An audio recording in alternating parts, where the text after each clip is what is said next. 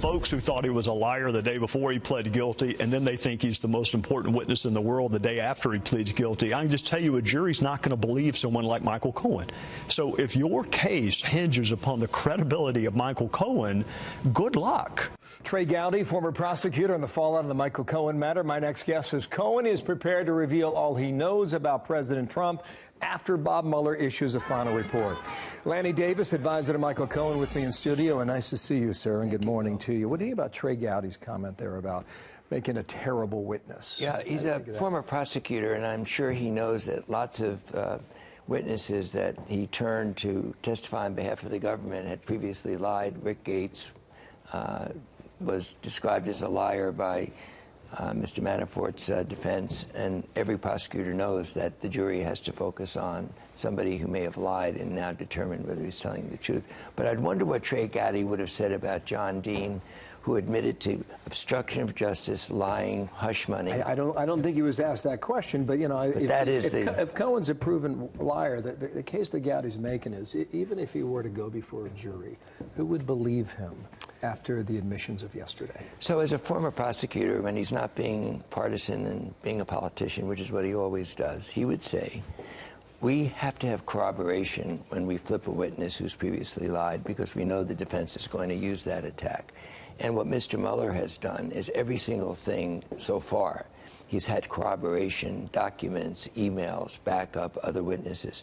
On the issue of campaign finance violation, which was hush money before the election, Mr. Mueller, the Southern District, now yesterday presented several witnesses within the organization as well as a publication that corroborate Mr. Cohen's version. And you call it hush money, and there's different people have a different reading of the law on that. Here's what the president said about this just about 90 minutes ago, okay? He said, I never directed Michael Cohen to break the law. He was a lawyer and is supposed to know the law. It is called advice of counsel, and a lawyer has great liability if a mistake is made. That is why they get paid. Despite that, many campaign finance lawyers have strongly, and on it goes. And there were 3 more tweets that went with that. I don't have much time to get into that. I think I have some specific questions. Can I do a quick answer on it? You may. Go ahead, because I got a number here that I want to get through in the next 3 minutes. Mr. Trump, like a lot of people, can blame his lawyer, but on Air Force One, he looked at the media, of which you're a member, and he said, no, I know nothing about the Stormy Daniels payment. The next day, Rudy Giuliani contradicted him. So the credibility of that voice is a subject. Come back to Cohen here, and I appreciate the comment on that. Let's see where that goes. That was not under oath. It was a comment. You can call him a liar, but... I'm just saying that was not in a court of law. I use the word credibility of the source of that. Did Cohen know at the time that he was making a payment that it was against the law? He said to the prosecutors, yes, I knew it was about the election. That's what we talked about. And that's what we now know that the publication involved. If he knew it was illegal, did he tell the president at the time? I don't know what his advice was to Mr. Trump, but on this tape that I happen to be part of playing on another station, Mr. Trump discussed the payment, said the word cash, and knew it was about keeping Miss McDougal quiet. So the tape itself shows consciousness by Mr. Trump, but the purpose of the payment was to keep her quiet. Wall Street Journal, he declined to answer questions, meaning Cohen, about other areas of investigative interest to federal prosecutors. If Michael Cohen has more information, the assumption on behalf of many is that he's trying to protect that information, keeping it, that he knows more about the president than he's telling. Is that true, or is Michael Cohen trying to protect himself? I don't know the answer to that. I do know that Mr. Mueller and Mr. Cohen spent, and his team, Mr. Mueller's team, 70 hours at 7 different sessions, and it was all about President Trump and collusion and the core issues, as Mr. Mueller said in his sentencing memo, the core issues of the investigation.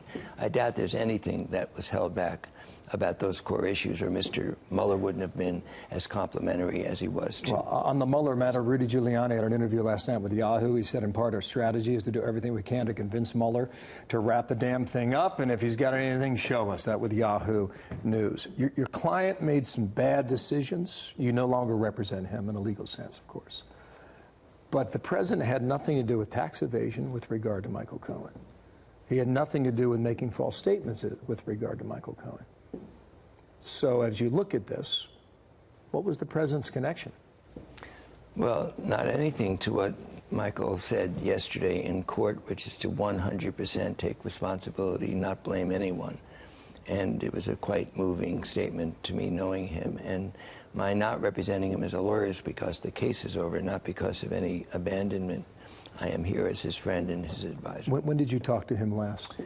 A day and a half ago, not yesterday. How's he doing? He was doing pretty badly. His family is uppermost on his mind, and you could see as I watched the TV yesterday, this is a devastating experience. I've gotten to know John Dean for 20 years. People doubted his credibility, called him a liar and lots of things. He wrote a book called Blind Ambition, and there's a lot here that I find similar, especially when Michael Cohen tells the truth about Donald Trump. A lot of these decisions Michael Cohen made on his own, you would admit. His statement yesterday, yes, I would, Bill. His statement yesterday did it better than I could ever do. He took personal responsibility, didn't blame anyone. He did say that he changed his mind about Mr. Trump, and now he's turned, and that's subject to people challenge. Two more questions. He reports to jail in 3 months. Will he testify before Congress before he goes to jail? He won't do anything until Mr. Mueller is done with his work and his report. But the answer I've said publicly is that when the time comes, if he's invited to tell the truth about Mr. Trump, probably to Congress, I believe, I can't be certain, that he'll say yes. Last question. If this all began as collusion, many people may look at this and ask you, Lanny Davis, where's the collusion? And well, you would say? We have much more to know about what Mr. Mueller, he's a silent submarine, leak-proof, driven by facts, and he will someday tell us the full story. Was there any collusion in what we heard? As of now, there's circumstantial evidence of many contacts with Russian government intelligence officials between the Trump campaign and them. We do not yet have the final case on cooperation with a quid pro quo of meddling to help Trump get elected, which we know the intelligence community tells us, versus favors done for Mr. Putin, although we do know about a proposal for a penthouse in Moscow. We shall see on where that goes. We shall see. Where that stands. Lanny, thank you for coming in today. Thank you, Bill. Lanny Davis, thank you.